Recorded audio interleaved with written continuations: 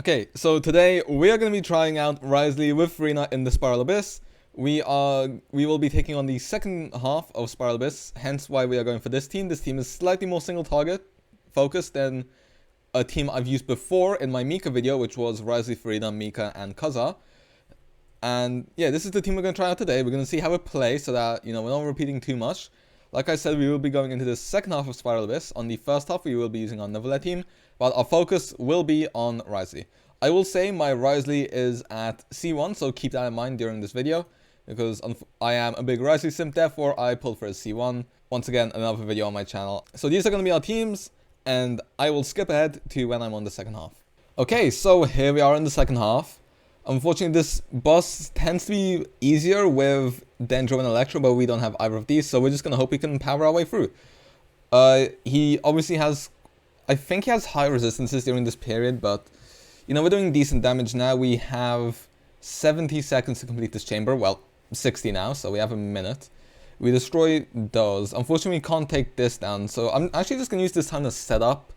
Okay, we do get all our Shenhe util back now. I am running quite high ER on this team. I will show that during the build section. But let's see. Okay, you know what? We're doing pretty good damage here. 74k on a charge attack. Like I said, good damage. We just need to try see if we can end it here. Okay, I don't think... Okay, we won't be able to. But if we can clear him in the second cycle, then we should be fine. Luckily, we only need to break one of these. You don't need to break both of them. So again, I'm going to set my rotation, and I'll just have to hope I have enough energy for the next half. But yeah, you really don't need Dendro and Electro rather to get this done. As long as you can out DPS it, it's fine. We completed this chamber in about 60 seconds, probably around like 65. Basically just under 70 seconds. So, clear time, pretty decent.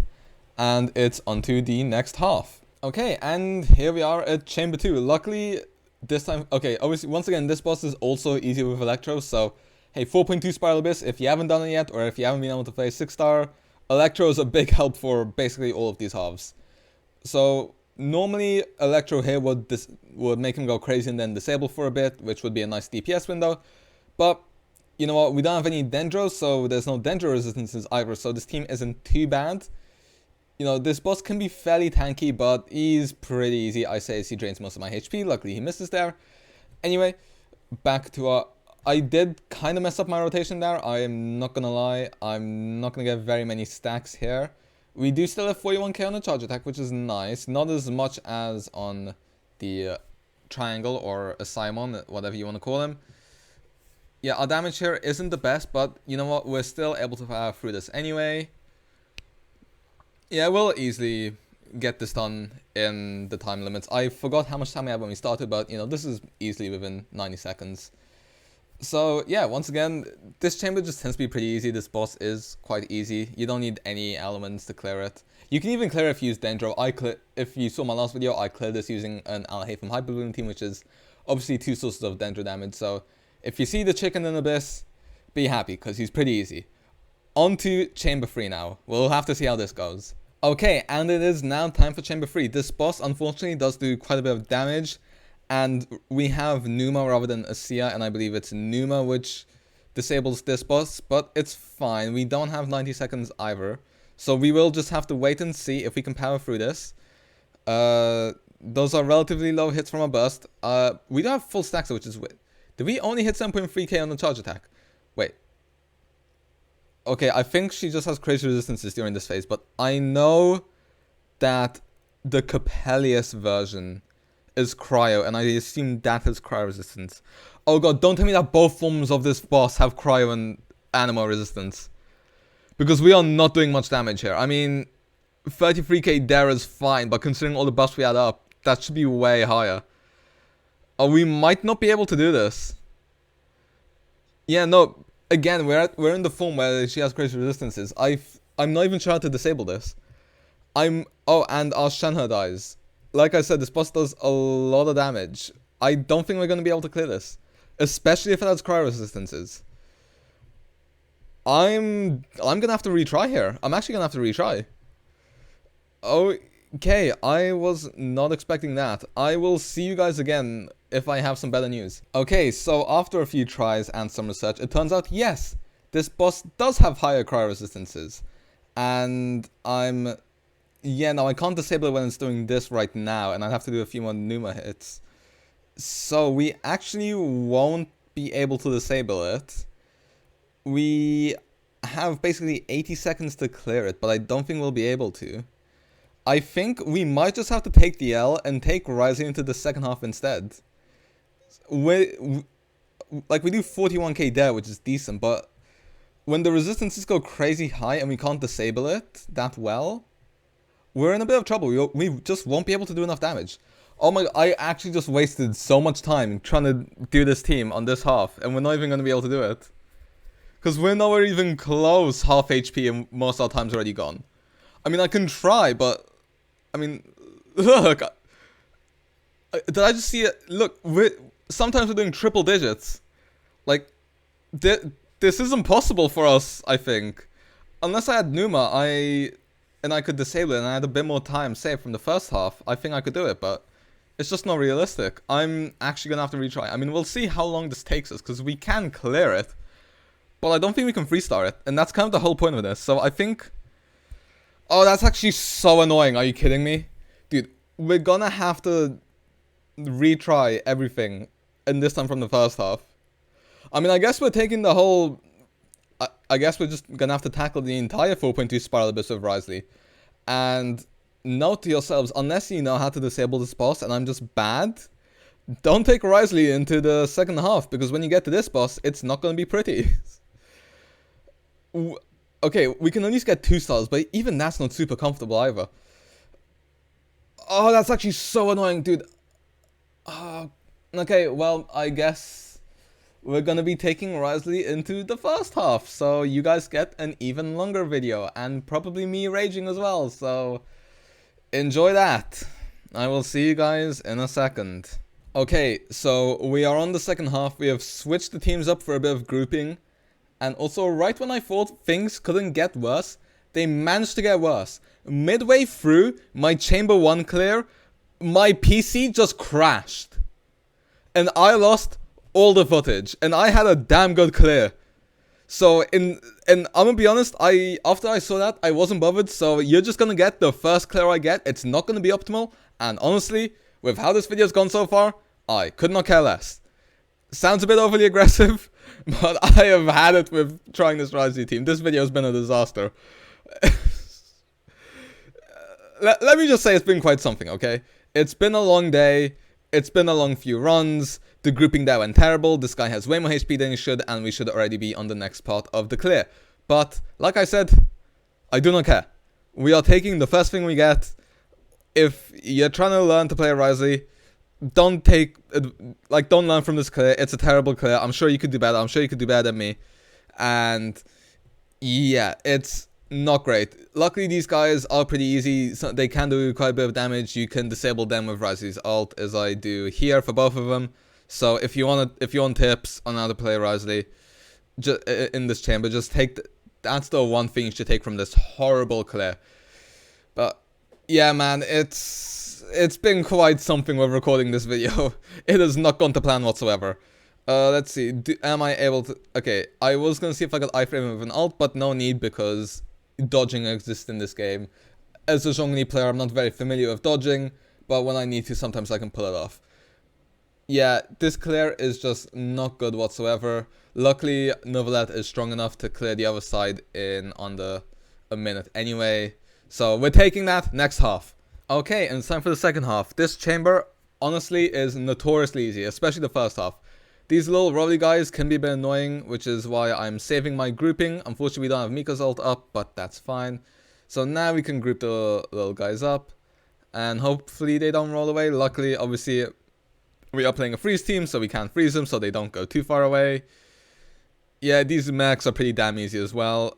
I don't think our ult was able to catch the full buff, which is unfortunate, but oh well.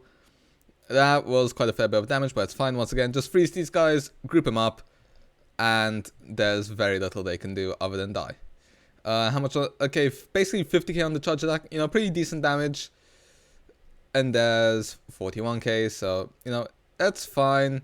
Yeah, this here is just incredibly easy. Honestly, I'm basically just gonna save ults here unless I'm confident I can get them back.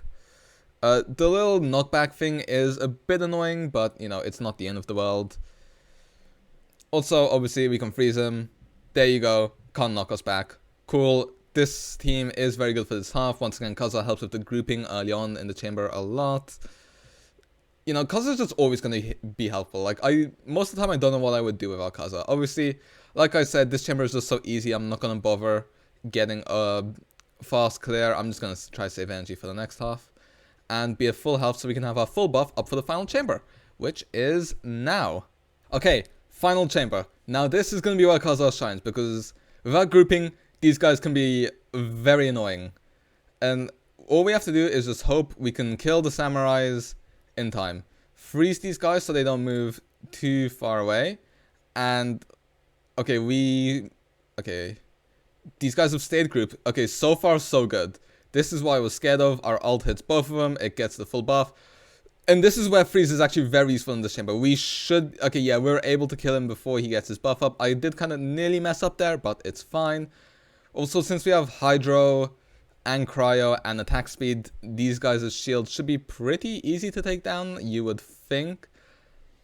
Let's see if we can swell Hydro. That would be nice. Okay, we actually do. Unfortunately, that won't last us until their shields actually go down, but, you know, it's nice damage anyway. Yeah, 38k on a charge attack on both of them. Yeah.